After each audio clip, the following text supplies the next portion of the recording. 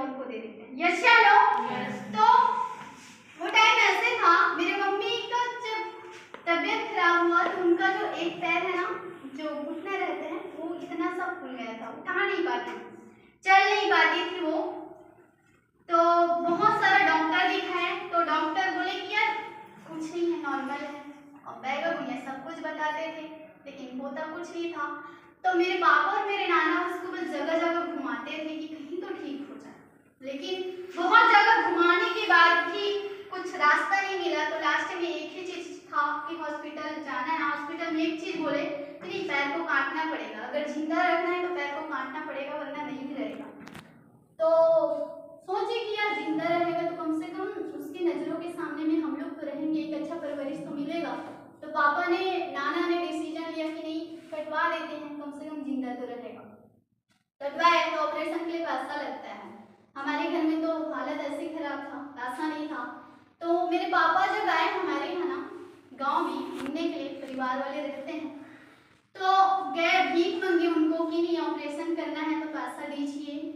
तो हमारे फैमिली वाले क्या बोले पता है, हम मर जाएंगे तो खाना खाएंगे लेकिन 1 रुपया नहीं देंगे। उस टाइम हमको पता चला कि आज परिवार क्या होती है, अपना कौन होता है और पराया कौन होता है। मतलब सिचुएशन देख के हर इंसान पीछे हट जाता है। यस या नो?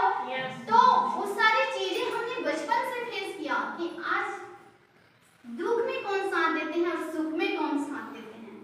तब से हमने हर चीज को देखना स्टार्ट किया कि यार आज रियल जिंदगी क्या है, रियल दुनिया क्या है, रियल लोग क्या है।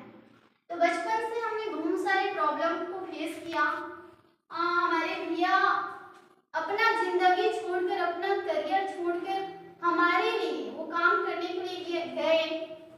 कपड़ा नहीं था, दीपावली का त्योहार रहता था, मम्मी पापा बाहर में रहते थे, हम लोग घर में रहते। कोई भी त्योहार में ना हमारे यहाँ कुछ बनता नहीं था, 3 भाई बहन घर में रहते थे, एक भैया बाहर और मम्मी पापा अपना प्रॉब्लम को लेकर बाहर।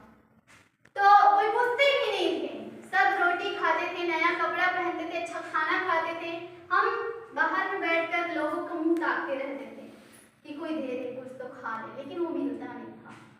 तो इन सारी चीजों को देखते हुए हमने बढ़ते गए तो हमको समझ में आता गया कि रियल में इंसान लोग कैसे रहते हैं।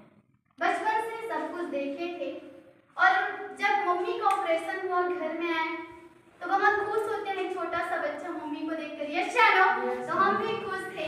पैर छूने के लिए गए तो एक पैर नहीं था, मम्मी को पूछी कि मम्मी एक पैर कहाँ है, रो डाली, बता नहीं पाई कि कहाँ है। तब से अपने आप को समझाकर जिंदगी में जीना स्टार्ट किए। लड़कियों को बहुत सारी जगहों पे मम्मी का जरूरत पड़ता है, लेकिन हमारी मम्मी हमारे साथ जा भी नहीं पाते थे, कोई जगह में खड़े नहीं हो पाते थे। बहुत सारी जगहों में हमको अकेले फेस करना पड़ा। पापा हर चीज पूरा नहीं कर पाते क्योंकि पापा पापा होता है, आप लोगों को पता है ना। तो वो सारी चीजों को हमने देखा और इसीलिए मेरा सपना बड़ा था कि कुछ बड़ा करना है। मेरा बचपन से था कि बहुत ज़्यादा पैसा रहे, अच्छा जिंदगी रहे, अच्छा लाइफ रहे। इसीलिए मैं स्मार्ट लोग को चॉइस की, क्योंकि नौकरी तो था नहीं, ओबीसी की कैटेगरी में आते हैं और मिलता नहीं है, हमने देखा है बहुत सारे लोगों को। इसलिए स्मार्ट लोग में चॉइस किए तो होता है ना, स्मार्ट लोग में भी आसानी से सक्सेस नहीं मिलता। हम एक क्या बोलते हैं ग्रीन एज में आए थे। ग्रीन एज में इंसान अधिकतर भटक जाता है, हमने भी भटक गया था। भटकने के बाद सही रास्ते में आए, सही रास्ते अपनाए, काम करना स्टार्ट किए तो काम कर ही रहे थे। जैसे मेरा दोनों हैंड तो स्टार्ट नहीं हुआ था, प्रदीप सर के साथ आईडी लगाई थी तो एक ही हैंड चल रहा था, सपोर्ट कर ही रहे थे। सेकेंड हैंड स्टार्ट करने जाती थी मैं लोहारा, दिल्ली राजधानी से लोहारा डेली अप डाउन करती थी मैं सेकेंड हैंड स्टार्ट करने के लिए। जैसे तैसे एक लड़की आया, वही लड़की को लेकर काम कर रहे थे। होता है ना, जब पेमेंट का ज्यादा जरूरत रहता है तो जल्दी से पिकअप भी नहीं होता है। यस या नो? बहुत ज्यादा मेहनत करने के बाद भी गिड़ी ले दे के आता रहता है, वो भी चले जाता है। तो वैसे मेरे साथ भी हुआ। उसी बीच में मेरे पापा का तबीयत खराब था तो वहाँ कुछ दिन रहती थी, कुछ दिन काम करती थी। काम को मैंने नहीं छोड़ा, पापा का तबीयत खराब होने के बाद भी सीरियस थी, फिर भी काम को नहीं छोड़े। एक दिन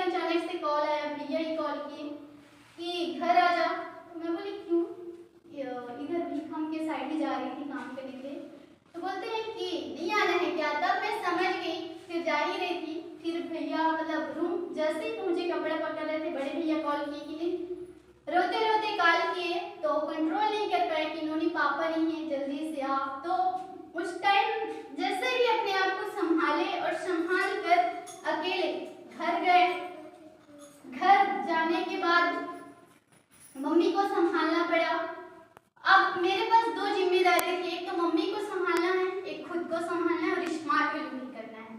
रुकी नहीं उस जगह में भी, क्योंकि मेरा ऑप्शन कुछ नहीं था, सिर्फ स्मार्ट उल्लू है। स्मार्ट उल्लू से ही मैं कुछ कर सकती हूँ, और दूसरे जगह तो कर ही नहीं सकते, क्योंकि बचपन से सब कुछ तो देख ही चुके हैं, और जाएंगे तो जाएंगे कहाँ। तो जिम्मेदारी बढ़ गया कि मम्मी को संभालना है, अपने आप को संभालना है, स्मार्ट उल्लू में टीम है उसको भी देखना है। उसी टाइम प्रदीप सर का सगाई भी फिक्स है, उनके हम मम्मी भी नहीं रहे, तो टीम को तो ऐसे छोड़ नहीं सकते।